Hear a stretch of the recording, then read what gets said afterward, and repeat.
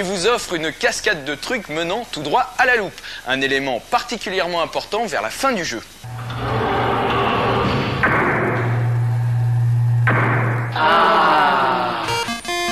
Sans transition, on se retrouve dans le monde 5 pour voir comment battre le boss. Il faut tout d'abord trouver la clé. Plongez au milieu des 4 flambeaux. Nagez un peu.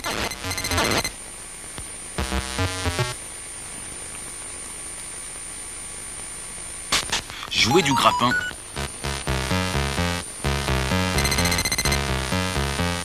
Et vous allez pouvoir récupérer la clé du boss.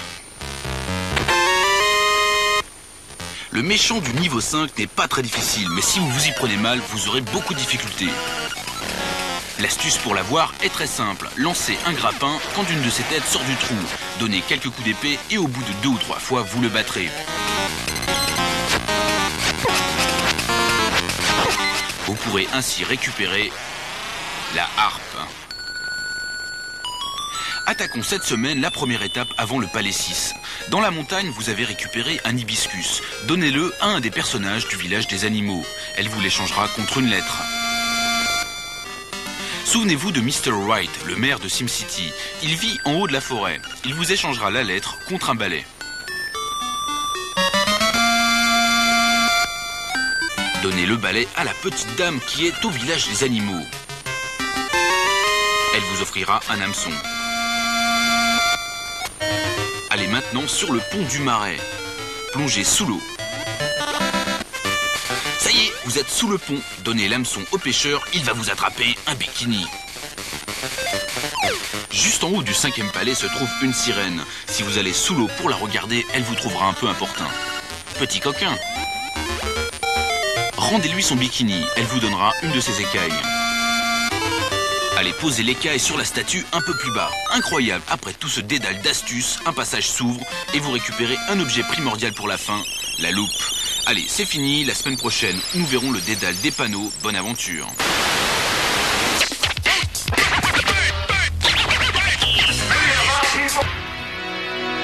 Le basketball est désormais l'un des sports les plus adaptés sur console. Aussi, il n'est pas étonnant qu'une certaine routine se soit installée dans ces innombrables simulations. Il est donc d'autant plus étonnant de voir arriver sur le marché un jeu qui crée encore la surprise.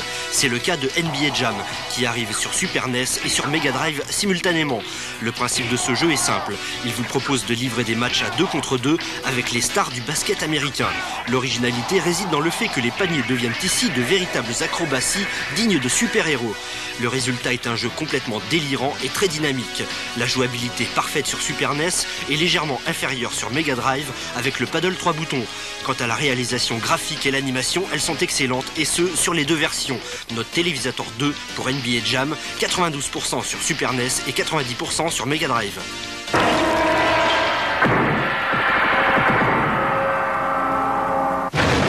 Il arrive que la maîtresse ou l'un de vos profs vous demande de... Après la version Game Boy, les Schtroumpfs débarquent sur Super NES.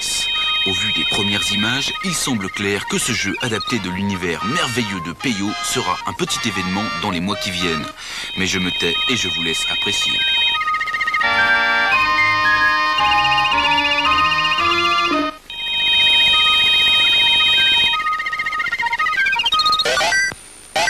Si vous rêvez d'un bon flipper sur Game Boy, il semble que votre souhait sera exaucé dans quelques semaines, car voici Kirby Spinball Land.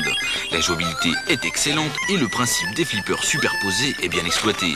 Test complet dans une prochaine émission.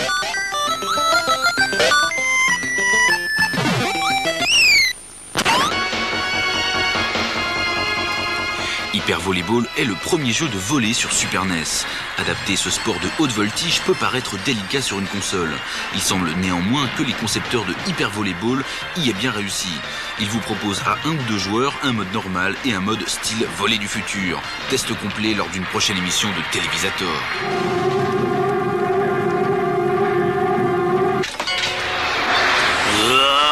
Quand on vous dit que c'est dangereux de traverser au vert, il y a une raison. Si j'avais eu, ça m'aurait fait 8 aujourd'hui. Personne n'échappe à NBA Jam, car voici la version Game Gear. Bien sûr, la jouabilité sur cette portable n'est pas aussi bonne que sur les autres consoles, mais cela provient surtout du fait qu'il n'y a que 2 boutons sur Game Gear. Le reste du jeu est tout de même présent et le plaisir d'être dans la peau d'un basketteur professionnel reste tout à fait agréable. La note Télévisateur 2 pour NBA Jam Game Gear, 63%.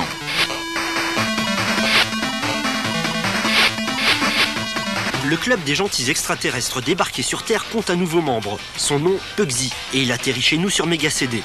Le principe de ce jeu de plateforme d'un style particulier peut paraître assez obscur au démarrage. Les différents niveaux sont parsemés d'objets divers que Pugsy doit collecter. De plus, il doit résoudre une petite énigme. Bref, Pugsy sur Mega CD allie le plaisir d'un jeu de plateforme classique à l'intelligence d'un jeu de réflexion. À noter l'excellente qualité de l'animation. Note Télévisateur, 86%.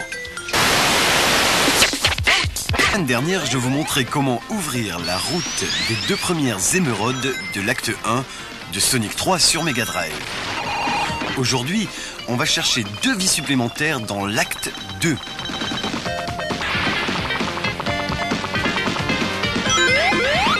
Dès le début de ce niveau, plongez dans le grand bassin, le second, celui-ci. Il va d'abord falloir casser la pierre pour dégager le ressort qui propulse Sonic et son ami Tails. On se prend un petit coup pour Tarzan et on saute de plateforme en plateforme jusqu'en haut. Et hop, vous voilà au sommet de la montagne dans une petite caverne qui cache un one-up, soit une vie supplémentaire. On va rester dans les parages, un tout petit peu plus à droite, en bas, prenez votre élan et passez à travers ce mur. Juste un petit peu plus loin se trouve un nouveau bassin, plus profond que le précédent. Attention à la plateforme, ça pique.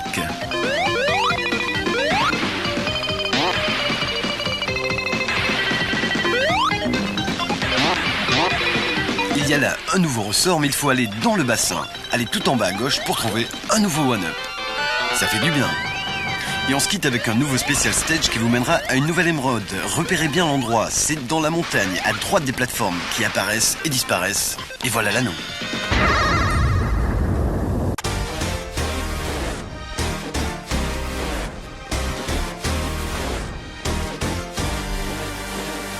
His name is Robert Paulson.